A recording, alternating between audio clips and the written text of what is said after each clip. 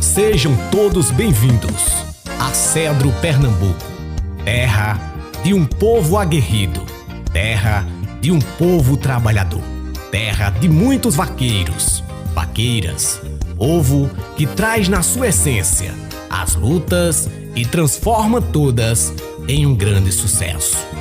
Aqui você irá conhecer a história e a força cultural dos vaqueiros cedrenses. Hoje a gente está aqui na cidade de Cedro, Pernambuco, né? Falando com o nosso amigo Aloysio Cidrim, mora aqui na nossa região, lá no Mameluco, né? Ele que viu acontecer as primeiras vaquejadas da nossa região, né, Padre Aloysio? Viu acontecer as primeiras vaquejadas. Era criança e menino. Pois é. Era menino, tinha, não lembro, era pouco. Começou a 50, primeiro a vaquejada que houve. Oswaldo Luciano Barro Padre Zé Coelho, viram a da Serra. Com a da Serra, o padre chamou para fazer granito. Fizeram 2 anos, aí o padre foi-se embora para o Rio de Janeiro, porque eu digo não. Mas aí, então, senhor Aloysio, o que é que você acha da vaquejada em si? Qual foi a influência dela para o desenvolvimento do comércio da cidade de Cedro e da nossa região? E para todos nós que vivemos, nascemos, já estamos aqui há várias gerações, né? Você é uma figura viva, né, que pode nos representar muito bem como vaqueiro, como cidadão cedrense também, posso até se dizer assim, não é verdade? Então, assim, qual a influência da vaquejada, desde as primeiras até o dia de hoje, qual a influência para o nosso município, do crescimento econômico? Com certeza melhorou, eu acho que só teve melhora. Com isso que houve lá em Granito, aí vieram para o Mameluco, começou as primeiras e deu continuidade. Vaqueiro era vaqueiro, criador, trabalhador, agricultor, isso era o que meu pai fazia, tia Cílio e todo mundo. Era vaqueiro, agricultor, tangedor de tropa de burro, papai tinha, e deram continuidade na vida. E continuou eu na pista, era o mesmo vaqueiro do mato, só tocava de cavalo. E deu continuidade até hoje. Fui vaqueiro de mato, de pista, fomos campeão, tem um monte de troféu lá em casa, é a prova, né? E hoje continua. Eu acho que foi primeira, desenvolveu muita coisa. Deu tudo de bom. Então, assim, a vaquejada foi, né? O vaqueiro foi, o início da colonização da nossa região e o desenvolvimento, e continua sendo. De alguma forma, a gente é envolvido nesse meio do vaqueiro, né? Continua. Tanto eu ganhei festa, fiz festa, ganhei festa fora, como fiz 25 vaquejadas grandes na minha região. Meus pais fizeram 22 ou 23. E eu fiz 25 grandes. Lá no Mameluco e aqui na região, e agora cresceu. Hoje estão lá em cima, mas continua. E vai em frente, se Deus quiser. Tudo de bom. Você acha que quando acontece esse tipo de evento, melhora a economia do lugar ou piora? Tu é doido, meu amigo, uma vaquejada dá dinheiro na região, quanto de barraca tem, quanto de gente tem ali ganhando. É assim ou não é? Trabalhando e ganhando. Vem um se divertindo e o outro ganhando. Nós trabalhávamos a semana toda, em fim de semana se divertir. Era assim toda a minha vida e hoje continua. Trabalha a semana, fim de semana se diverte. Pronto, muito obrigado, Padre Aloysio. Tudo de bom. A cultura do vaqueiro, sobretudo da nossa região, da cidade de Cedro, Pernambuco, é uma cultura que vem desde das fundações de Cedro, né, da sua colonização, até os dias atuais, né? Hoje a gente tem uma diversidade de modalidades, tanto na pega de boi como na vaquejada. Então, assim, além da cultura, né, temos vários esportes que se desenvolveu ao longo dos anos dentro dessa nossa cultura. Aqui com o seu Luiz Romão, mais popularmente conhecido como Milton, né, na cidade de Cedro, Pernambuco. Um dos comerciantes há mais de 30 anos aqui mexendo com indumentárias e arreios de vaqueiro, né? Meu pai. Pai, qual a influência do vaqueiro no nosso meio, você como comerciante? A influência do vaqueiro aqui no sertão é muito importante porque aqui a pecuária nasceu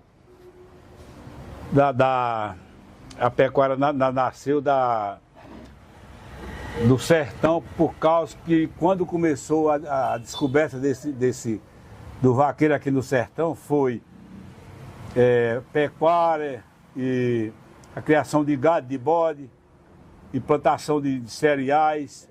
Aí surgiu isso tudo de uma vez só e foi quem criou a comunidade toda, o pessoal todo, e foi através do gado, do bode e o vaqueiro, que fez tudo, desbravou isso tudo aqui nesse sertão, foi esses daí. E aí quando veio a descoberta desse cedro aqui, foi um lugar que foi a capital do milho aqui, deu muitos cereais. Aqui foi um lugar muito bom antigamente, e hoje vem crescendo, todo o tempo vem crescendo cada vez mais, está bem controlado, bem direitinho, bom demais. Houve 6 anos de seca aqui, mas nós atravessamos e a pecuária foi quem sofreu mais, mas venceu. E aí é o seguinte, através dos couros, eu faço essa movimentação trazendo couro de Cabaceira, da Paraíba, e de Cachoeirinha, Pernambuco, e de Tucano, Bahia. A sola vem de lá e o couro do bode. Aí eu vou trabalhando, fazendo algumas peças e vendendo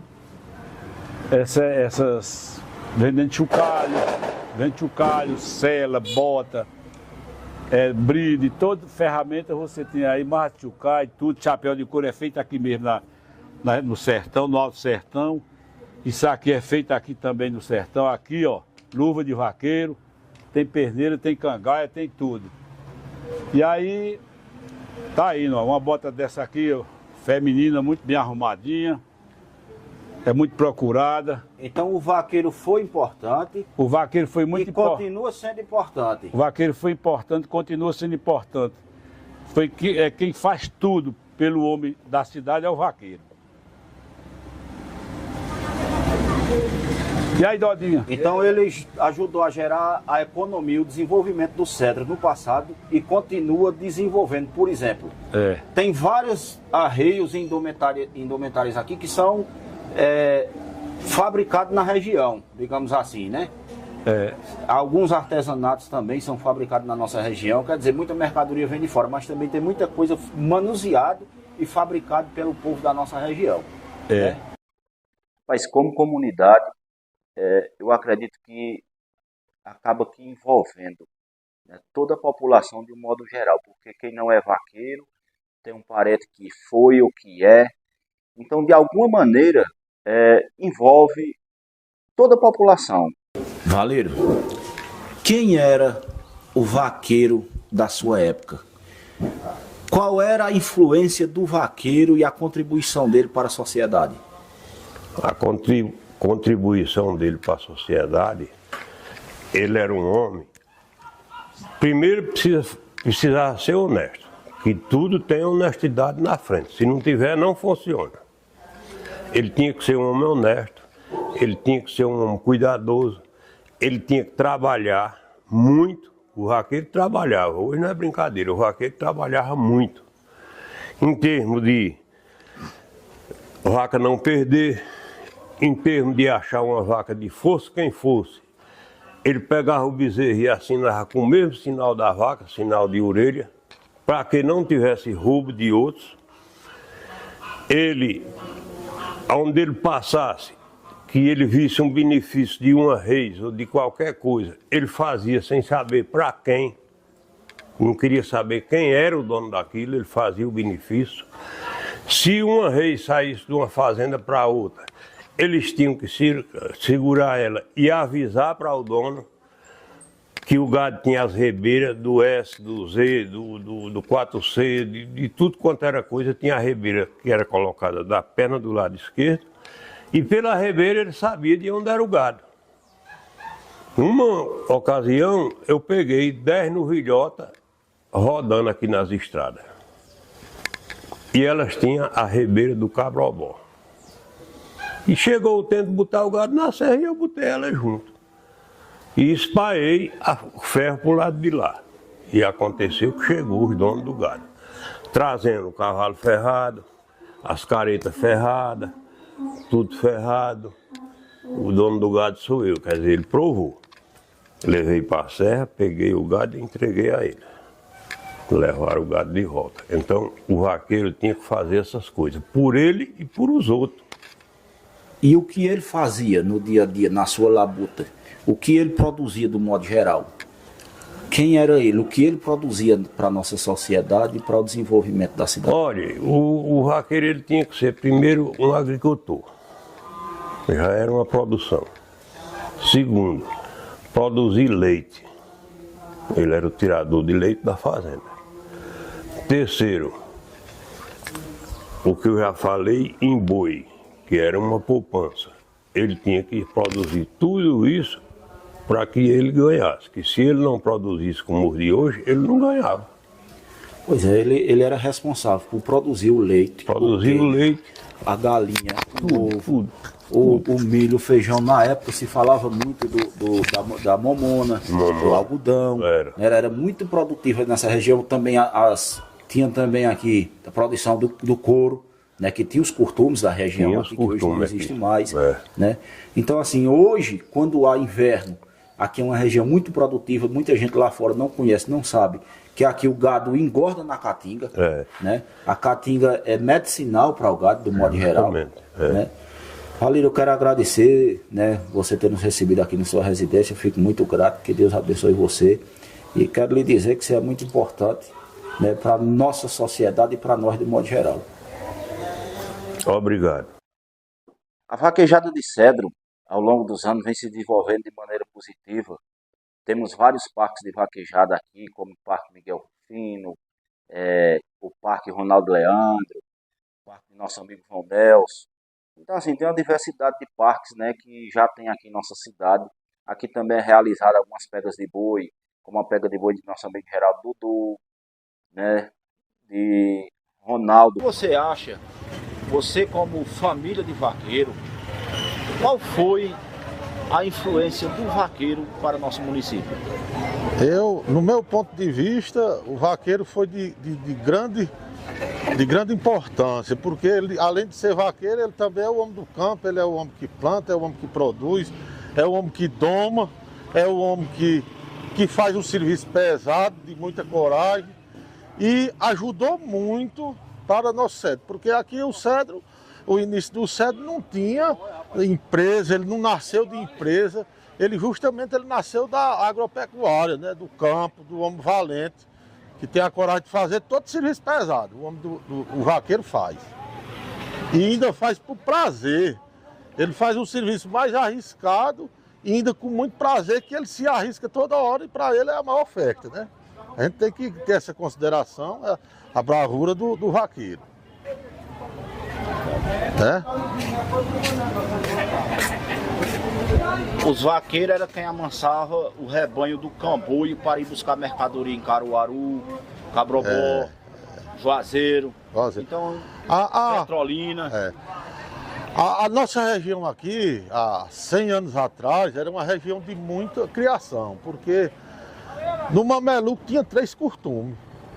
Aí a produção de couro era transportada para Juazeiro em lombo de animal, tinha as tropas de burro, de meu bisavô, dos mais velhos, Luiz Luciano tinha, de senhor Cidrim tinha. Esse pessoal transportava a sola para fora e trazia mercadoria para a região. Porque aqui produzia farinha, produzia sola, que outras regiões não produziam, porque gado na época também já era muito caro. Aí só era produzido nas regiões que tivesse mais pasto, mais condições de criar, né? Aí trazia outras mercadorias que faltavam para a nossa região. E quem fazia isso eram os homens do campo, é o vaqueiro, é o homem que enfrentava tudo. De dia e de noite, porque você veja só, você carregar uma tropa de burro aqui no Mamelu, de tarde, e escurecer em cima da serra, e você ter que tirar aquela carga, piar os burros, e se tivesse chovendo tinha que lonar toda a carga para amanhecer o dia do Juazeiro. É serviço pesado, pai. O povo de hoje não aguenta não. Não é de vera? A missa do vaqueiro de Cedro, além de envolver toda a comunidade, todos os vaqueiros, ela também traz seus valores culturais, né? É ali onde eles expressam sua fé, é onde eles entendem que há um respeito entre si. Eu construí a primeira estátua em homenagem a um vaqueiro de Cedro, em Cedro, né? E foi a estátua João da Cruz, que fica num sítio em frente à casa dele, no sítio Quina Quina. A segunda estátua foi a de seu Zé Preto. A mesma também fica em frente à sua casa, no sítio Amolá. E para mim é uma honra ter feito as duas estátuas em homenagem a esses dois grandes homens que, além de tudo, eram grandes vaqueiros, grandes figuras importantes para essa cultura tão rica, tão forte e tão representativa para o nosso município, que é a cultura do vaqueiro. Você é uma figura da nossa cultura que representa os repentes, as toadas. Qual a importância dos repentes, das toadas no meio do vaqueiro? O aboio no meio do vaqueiro é como se fosse uma diversão para ele, porque o aboio ele está intimamente ligado à questão religiosa. O aboio ele surge dentro do contexto da cantoria de viola.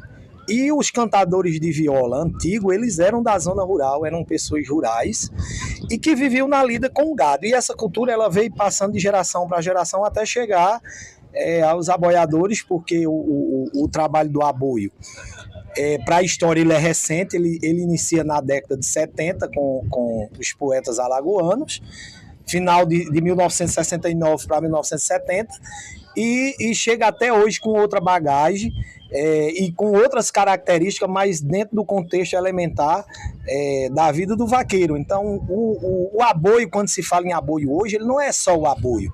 Ele é o aboio, é o forró, é a cantoria, e isso para os vaqueiros é uma grande alegria, e é como se eles estivessem ali numa confraternização, uma coisa comum entre eles.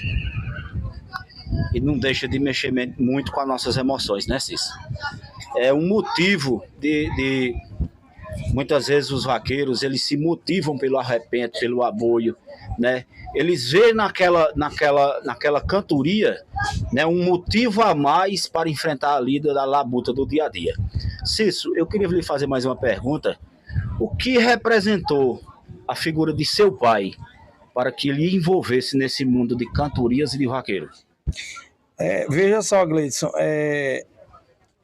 eu nasci numa região rural, né? Aqui mesmo na região rural. E eu aprendi com meus pais, porque além de mim tem mais outro irmão, mas eu sempre tive com meu pai, eu sempre fui apaixonado pelo o trabalho rural.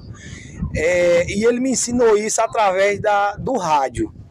Eu era criança e lá em casa tinha uma radiola, e do tempo de radiola, né, porque a turma de hoje não conhece, e nessa radiola só tocava os discos de aboiadores famosos da época. E isso me inspirava. E 4 horas da manhã a gente assistia programa de rádio. Ele levantava para tirar o leite e eu ficava com o rádio ligado. E eu via aquilo e eu dizia, eu acho que eu tenho condições de fazer isso daí. E ficava inventando, ficava cantando com as vacas, com as galinhas no terreiro, na escola. E foi disso que surgiu a ideia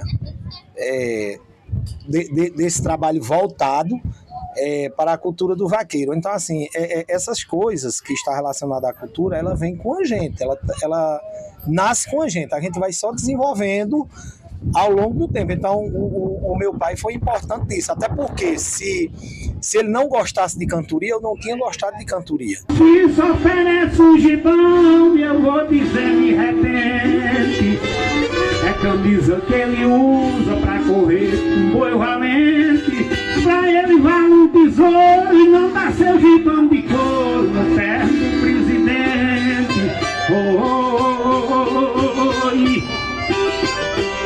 Já o traz as perneiras, já o trazendo as perneiras, muito bela.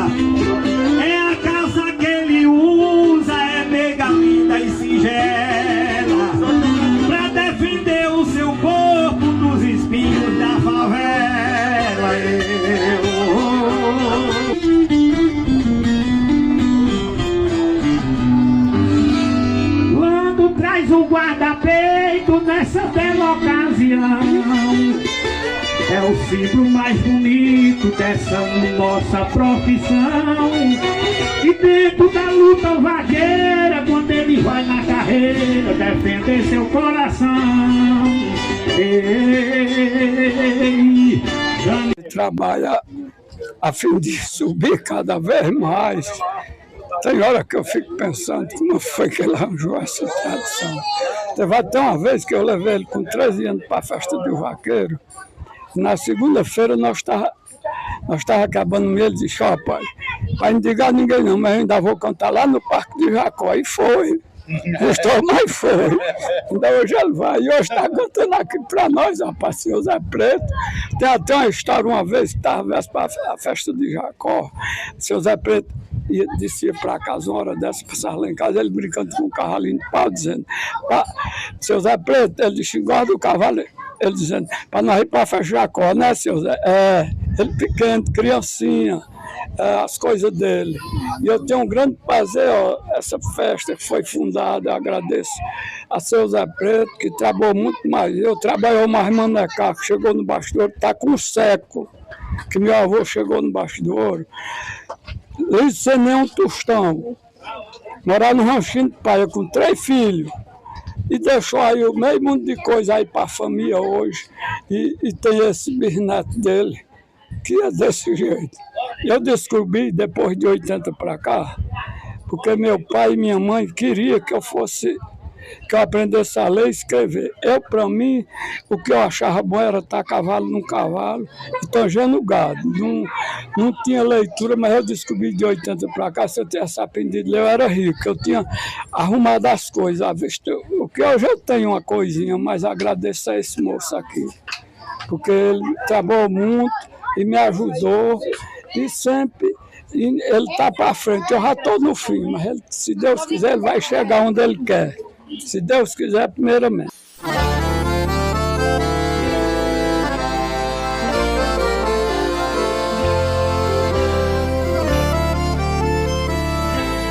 Até aqui, os nossos antepassados transportaram esses valores culturais com muita bravura. E agora é com vocês, novas gerações.